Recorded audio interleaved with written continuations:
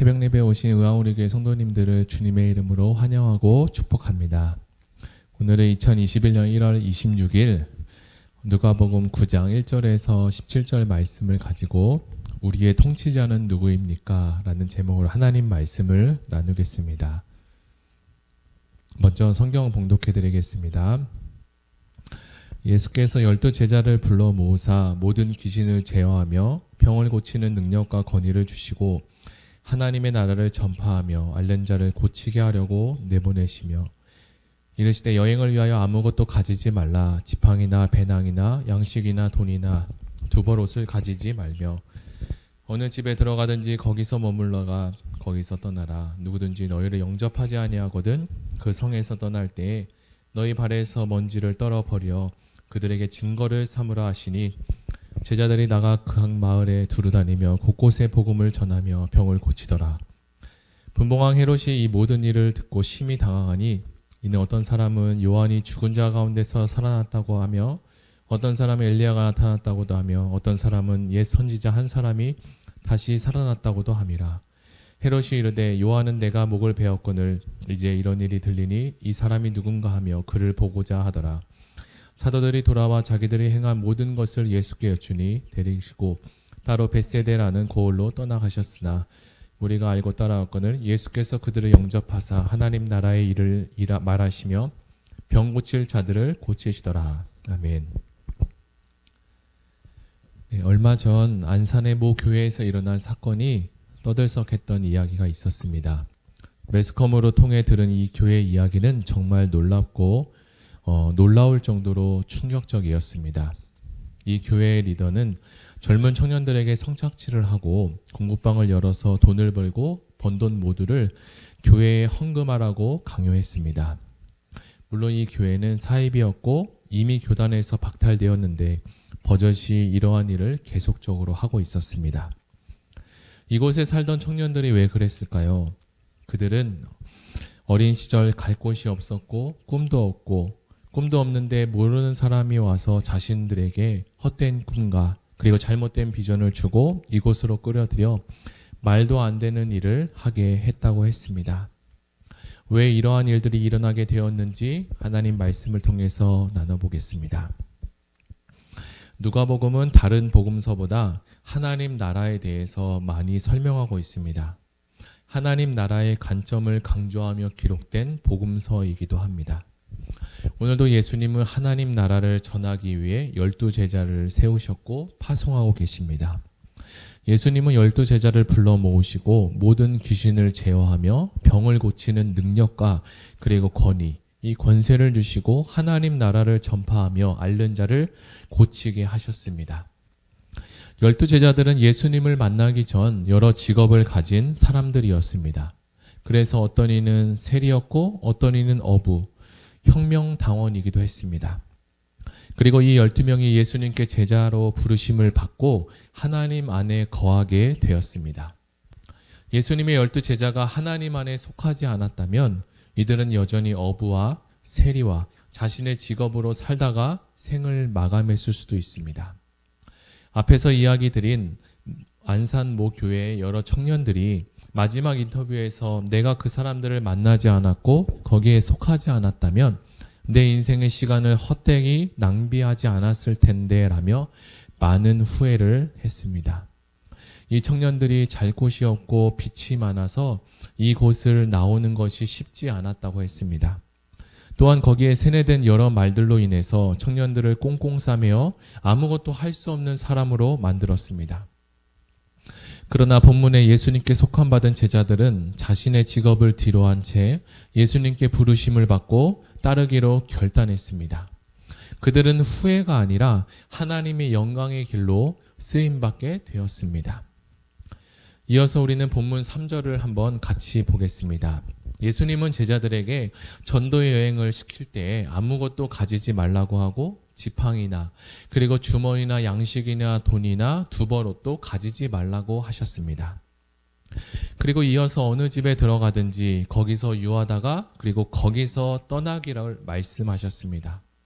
복음을 전하다 보면 늦은 밤이 되면 아무것도 가지지 말고 전도 여행을 가라고 하셨기 때문에 어느 집에선가는 잠을 청해야 했습니다. 그런데 물론 그 집은 어떨 때는 좋은 집일 수도 있고 어떨 때는 그 제자들과 맞지 않는 여러 가지 상황이 벌어질 수 있는 곳이기도 했습니다. 물론 지금이야 건축이 발전되고 그래서 따뜻하고 좋은 집이 깨끗한 집이 되었지만 그 당시에 제자들이 전도 여행을 떠났을 때에는 허름하고 청결하지 않았을 수 있습니다. 그런데 그럼에도 그 집에 머물렀다면 거기에 거하고 그리고 떠나지 말고 유하다가 거기서 떠나라고 말씀하십니다. 혹여나 제자들이 자신들의 다른 이유로 인해서 그곳에 머물지 않고 머물려고 했다가 다시 머물지 않고 중간에 나가게 되면 그 일로 인해서 지금까지 그 집에 전해졌던 그 복음이 가려질 수도 있기 때문에 예수님은 그 일을 제자들에게 당부하셨습니다. 그리고 만약 예수님을 영접하는 일도 있지만 영접하지 아니하거든 그 성에서 떠날 때 너희 발에 먼지도 떨어버리라고 말씀하셨습니다. 이것은 그 당시에 전해졌던 당시의 하나의 문화였는데 제자들은 발에서 먼지를 떨어버렸습니다. 복음을 전하고 먼지를 떨어버렸다는 것은 자신이 책임을 다했다는 것을 말합니다. 예수님은 제자들에게 하나님의 나라를 전파하는 일을 하기 위해 능력과 그리고 권위를 주셨습니다. 이 능력이란 하나님의 나라를 가르치고 전파하고 고치는 일을 할 수 있게 하셨습니다. 이것은 구약 성경에 예언된 전형적인 하나님의 나라가 임했다는 것을 말하는 사인이기도 했습니다. 세례 요한의 제자들에게도 너희가 본 것을 말하라. 내가 누구냐? 내가 바로 그리스도다. 내가 하나님의 나라의 실체다라고 이야기했습니다. 이미 그들을 통해서 하나님의 나라를 선포하셨던 것입니다. 마태는 하나님의 나라를 천국이라고 쓰였지만 오늘 본문에 나오는 누가는 하나님의 나라라고 쓰면서 하나님의 나라를 다시 한번 강조하고 있습니다. 우리가 배웠듯이 나라가 되려면 세 가지 충족되어야 될 것이 있습니다. 백성과 영토와 주권 말입니다. 이 세 가지가 있어야 되는데 이 세 가지 중에서 가장 중요한 것을 뽑으라면 바로 주권일 것입니다. 우리나라가 일제 치하에 있을 때 생각해 보면 백성도 있었고 또 땅도 있었지만 주권을 잃어버렸습니다. 주권이 없으니까 꼼짝하지 못하고 고통 가운데 일본이 시키는 대로 살아야 되는 엄청난 고난을 겪게 되었던 것이죠. 그러니까 하나님의 나라라고 이야기한 것은 곧 하나님의 주권과 하나님의 통치를 이야기할 수 있습니다. 우리가 하나님을 믿고 하나님의 자녀가 되면 구세주로 예수님을 받아들였고 하나님의 자녀가 되었습니다. 그러나 구세주로 받아들였다고 해서 끝나는 것이 아니라 예수님이 우리의 주인이 되셔야 되고 그것은 바로 예수님이 우리를 통치하실 수 있도록 내어드리는 것을 말합니다. 그때부터는 하나님의 통치가 우리에서 이루어지게 됩니다. 제자들은 사복음서에서 예수님을 구세주 메시아로 받아들였지만 예수님이 그분의 말씀이 자신을 통치하는 일에 내어드리지는 못했습니다. 그리고 제자들의 생각으로 사역하고 제자들의 뜻대로 모든 일을 하려고 했습니다. 그런데 그 일은 하나님의 사역을 방해하는 일이었습니다. 그러나 사도행전 이후에 마가다락방에서 기도한 후 성령이 충만해진 제자들은 자신을 기꺼이 하나님께 드리기 시작했습니다. 자신의 통치권을 내려놓고 하나님의 통치권으로 드리자 하나님 나라가 예루살렘과 온 유대와 사마리아 땅끝까지 이르러 복음이 전해지게 되었습니다. 이어서 7절에 보면 분봉왕 헤롯이 이 모든 일을 듣고 심히 당황했다라고 성경은 기록하는데 그 앞절에도 보면 제자들이 나가 각 촌에 두루 행하여 처처의 복음을 전하며 병을 고치기 시작하니까 분봉왕 헤롯이 심히 당황했다라고 이야기합니다. 이 헤롯은 누구일까요? 헤롯은 그 당시에 분봉왕으로서 그 지역을 통치하는 자였습니다. 그런데 갑자기 예수라는 이야기가 들리더니 이제는 12명 제자들이 돌아다니면서 각 촌에 복음을 전하고 오히려 병까지 고치는 일을 하고 있다는 것입니다. 예수님과 제자들의 소문은 헤롯의 통치권에 위협을 주는 아주 당혹적인 상황이었던 거죠. 결국 성경은 이 헤롯을 통해서 이 땅에 사는 사람들의 모습을 대변해주고 있습니다. 헤롯은 자기가 분봉왕으로서 자기에게 맡겨진 지역을 잘 통치해서 계속적으로 이 왕을 유지하고 싶었습니다. 자신의 왕권을 어느 누구에게도 빼앗기지 않았던 거죠. 그러나 자기가 메시아라고 하는 예수님이 와서 백성들을 선동하고 그리고 인기가 급상승하자 이 헤롯은 예수님에 대해서 위기의식을 느끼게 되었습니다. 우리도 하나님을 모르고 예수님 안에 속하지 않았다면 세상 사람들이 살아가는 그 방식대로 내 인생의 왕노릇을 하고 남보다 더 좋은 것, 그리고 더 편한 것, 그리고 더 높은 자리로, 그리고 왕으로서 인정받기 위해서 헤롯이 로마 황제에게 눈치를 보며 이 자리를 지키기 위해 살았듯이 살고 있을 수 있었던 것입니다. 우리가 사는 세상에서 예수님의 제자, 그리스도의 군사로서 하나님 나라의 통치권을 가지고 살아가려면 우리에게는 복음과 하나님의 말씀에 대한 순종, 충성이 가지고 살아가야 합니다. 직장에서 직장 생활을 하다 보면 술을 권하고 또 비리에 눈을 감기도 하고 부도덕한 일과 하나님께서 기뻐하지 않는 일들로 우리의 육신만 잘 사는 것 말입니다. 그리스도인들은 비바람이 불어도 고난이 찾아와도 주가 주신 그 길을 묵묵히 걸어가는 자가 되어야 할 것입니다. 이런 믿음과 충성을 가지고 나아갈 때 하나님은 우리를 세상이 감당할 수 없는 자로 만들어 주십니다. 예수님은 이 땅의 왕이 되고자 하는 욕심이 없으셨습니다. 예수님은 하나님께서 보내신 그 일을 이 땅에서 하셨습니다. 그리고 그것을 다 이루시고 하나님의 나라가 왔다고, 그리고 하나님의 나라가 왔다는 것을 알리고 보여주셨습니다. 우리가 알고 있듯이 만왕의 왕은 하나님 한 분뿐입니다. 세상은 만몬이 왕이고 그리고 출세가 왕이라고 하지만 우리가 진정한 왕으로 모실 분은 오직 하나님 한 분밖에 없습니다. 말씀을 정리하고 다 같이 기도하기를 원합니다.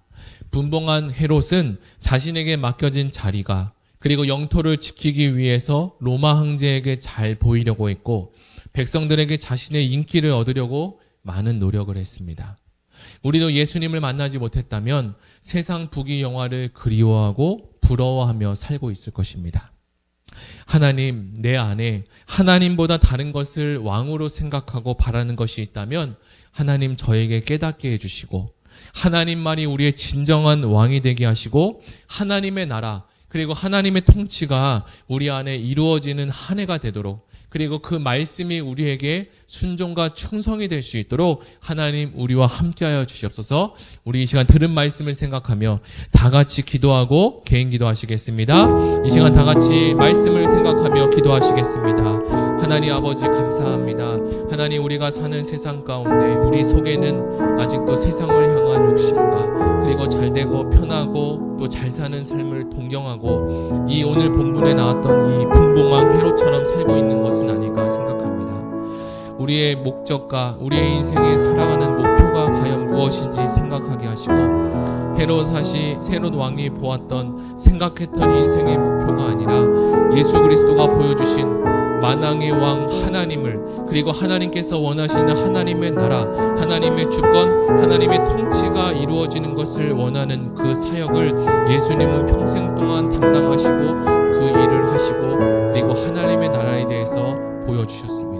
하나님, 우리가 사는 이 땅에서도 하나님, 우리가 원하는 왕이 되는 것이 아니라, 내가 원하는 나라가 되는 것이 아니라, 내가 원하는 것이 되는 것이 아니라 하나님께서 원하시는 것이 될 수 있도록 우리 자신을 내어드리게 하여 주시고, 하나님 그 삶이 그리고 우리의 충성이, 우리의 순종이 하나님 내가 원하는, 그리고 내가 조금 불편하고 어려움이 찾아올지라도 하나님 예수 그리스도를 생각하며 하나님께 내어드릴 수 있는 우리가 되게 하여 주시옵소서. 어떤 모양이든지 하나님 영광 돌리게 하시고 하나님 나라의 통치를 위해서, 그리고 하나님 나라가 확장될 수 있도록 우리 자신을 내어드릴 수 있는 주님 믿음을 허락하여 주시옵소서. 감사드리며 예수님의 이름으로 기도드립니다.